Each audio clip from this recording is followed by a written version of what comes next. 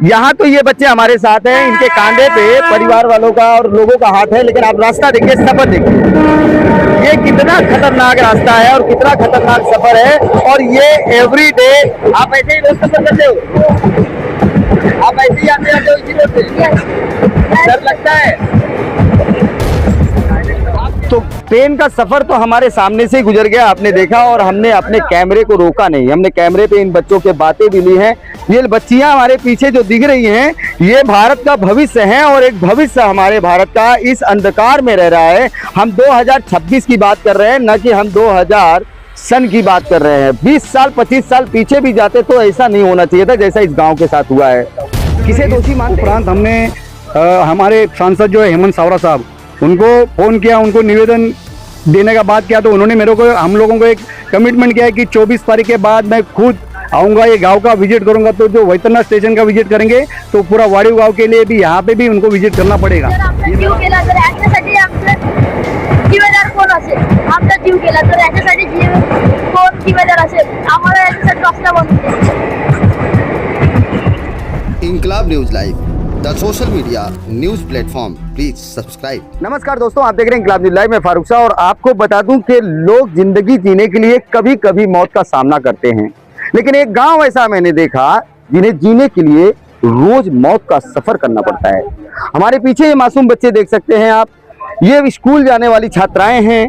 ऐसे बच्चे और बूढ़े बुजुर्ग रोजी रोटी तो छोड़ो, शिक्षा प्राप्त करने के लिए मौत का सफर तय करते हैं।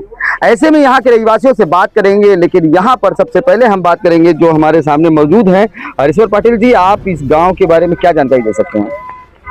सर जी, ये गांव से मेरा 40 साल का एक नाता है, रिश्ता है। यहाँ का जो जितना भौगोलिक परिस्थिति है, यहाँ की लोगों की जो समस्या है, लोगों का जो मतलब जीवन जीने की जो कला है, उससे मैं पूरी तरह वाकिफ हूँ। ये गांव तो भारत में है ना? जी हाँ, ये गांव पूरा भारत में। वसई विरार का नाम तो पूरे भारत में चर्चे में है। जी हाँ, बड़े बड़े धाराओं का यहाँ पर चुनाव में नाम चलता है, और यहाँ पर राजनीतिक पार्टियों का भी बोलबाला है। ऐसे में ये गांव अगर वंचित रह जाता है स्कूल से, अस्पताल से, सड़क से, रास्ते से, रेलवे पटरी से जाना पड़े, तो इसे किस नजर से आप देखते हैं? ये बड़ी दुखदायी बात है। देश के प्रधानमंत्री हमारे आदरणीय मोदी जी हर भाषण में कहते हैं, उनके स्पीच में रहता है कि जो देश के बच्चे हैं वो देश का कल का भविष्य है, आज का भविष्य है। इसे दोषी मानते हैं इस गांव के इस दुर्दशा का? इस गांव के दुर्दशा का पूरा दोषी जो है यहाँ का शासन प्रशासन सब है। राजनेता आते हैं, थोड़े 4 दिनों में जब इलेक्शन का पीरियड होता है, हर पार्टी के लोग आते हैं यहाँ पे, आश्वासन बड़े बड़े देते हैं, लेकिन इलेक्शन होने जाने के बाद, चुनाव होने के बाद में इस गांव के ऊपर कोई किसी का ध्यान नहीं होता है। आप समझिए, आप सोचिए, देश को आज़ादी मिले 80 साल हो गया, लेकिन 80 साल में सारे गांव के लिए सड़क नहीं। पहले तो ठीक था कि अंग्रेजों ब्रिटिशों के टाइम पे 2 ट्रैक का रास्ता था यहाँ पे, 2 ट्रैक से अभी 6 ट्रैक 8 ट्रैक, सामने बुलेट ट्रेन का बहुत बड़ा प्रोजेक्ट जा रहा है। इसके पीछे में देखो तो ये गांव से बड़ौदा एक्सप्रेस बहुत बड़ा हाईवे गुजर रहा है, जो इस गांव से ही उतरा है, गांव से ही गया है। लेकिन गांव के लोगों ने यहाँ पे मांग की, हमारी जो सड़क निर्माण मंत्री नितिन गडकरी जी, उनके साथ में बैठक भी हुई गांव के लोगों की।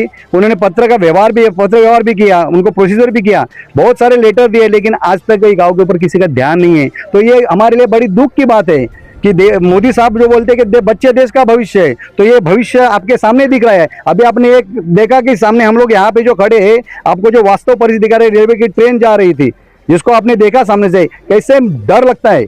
मात्र 3 फीट की दूरी, 3 फीट की दूरी पे हम लोग खड़े हैं, और वहां से ट्रेन गुजर रही है।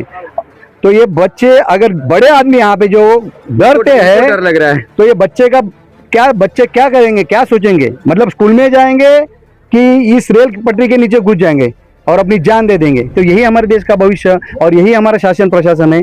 मैं यहाँ पे मांग करता हूँ, हमारे परम आदरणीय इस महाराष्ट्र के मुख्यमंत्री देवेंद्र फडणवीस साहब जी, और नालासोपारा विधानसभा के राजन नाईक जी, और पालघर बोईसर विधानसभा के जो विलास तारे जी, इन दोनों को कहता हूँ, दोनों विधायक को, और हमारे यहाँ के जो खासदार है, सांसद है डॉक्टर हेमंत सावरा साहब, उनसे भी निवेदन करता हूँ कि वास्तव देखिए, और आप केंद्र में, सेंट्रल में आपकी गवर्नमेंट है, स्टेट में आपकी गवर्नमेंट है, और महायुति का संगम है, देवेंद्र फडणवीस जी और एकनाथ शिंदे जी। तो आप इस बच्चों के भविष्य के लिए ऐसा कुछ करिए ताकि ये पीढ़ी दर पीढ़ी आपको कभी ना भूले। आपकी जो आप उनके दिल में बस जाएंगे, इसके लिए इनको पर्यायी जो रास्ता देना, इसके ऊपर आप तुरंत अमल लाओ, अमल में काम चालू करो। मैं बता दूं कि ये तो हरेश्वर पाटिल जी थे जिन्होंने विनम्र निवेदन किया है, लेकिन मैं पत्रकार फारूक खुलेआम ये शब्द कहता हूं कि मुझे तो सवाल पूछना है। सवाल ये पूछना है कि विधायकों का जो बड़े बड़े दावे होते हैं वो कहां खोखले मर गए। आप बात करते हैं देश के भविष्य का, विकास का। मैं विकास और भविष्य दोनों की बात दरकिनार करते हुए इनकी जिंदगी का सवाल आता है। कहेंगे सरकार से क्या मांगे आपकी? रास्ता द्या, रास्ता द्या, रास्ता द्या, नहीं तो हमारा जीव द्या। ऐसे आपसे एक बात बोलूंगा, ये बच्चों ने सीधा कहा रास्ता दो या मौत दो, क्या चाहते हैं, कैसा है? बच्चों ने जो कहा वो वास्तव है। रोज जीने मरने की अगर कसरत करने के बजाय एक तो हमको रास्ता दो या तो फिर हमारी जान ले लो, तो इनका बच्चों का जो स्पष्ट संदेश वही है। आज आप देखते हो कि भारत का भविष्य उज्जवल हो रहा है। सोशल मीडिया हर घर हर जगह पे पहुंच रहे।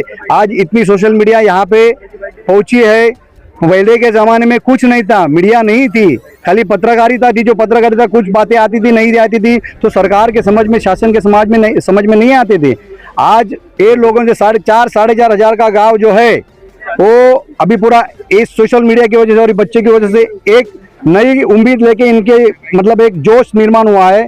और आगे में अगर ये रास्ता अगर कुछ दिन में अगर नहीं होता है तो पूरा गांव 4,500 के लोग पूरे रास्ते पे आएंगे, बच्चे आगे बैठेंगे, उसके पीछे उसके माँ बाप बैठेंगे और रेलवे का बहुत बड़ा आंदोलन चलेगा यहाँ पे।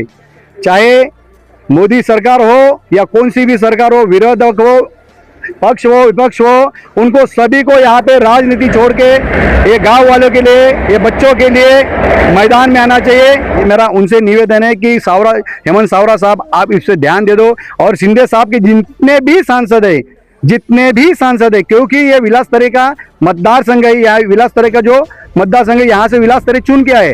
तो शिवसेना के जितने भी सांसद हैं उनसे भी मैं निवेदन करता हूँ कि आप भी इस बच्चों के भविष्य के लिए, इस गांव के लोगों के लिए मोदी साहब से निवेदन कीजिए, आवाज उठाइए और इनका जो 80 साल का जो डूबा हुआ सपना था, जो ख्वाब था, वो आने वाले 1-2 साल में इनका ख्वाब पूरा होना चाहिए। इनको एक अच्छी सड़क मिलनी चाहिए और मौत के दरबार से मतलब उनको आजाद कीजिए, राहत मिलनी चाहिए बस। Thanks for the watching. Please subscribe and share.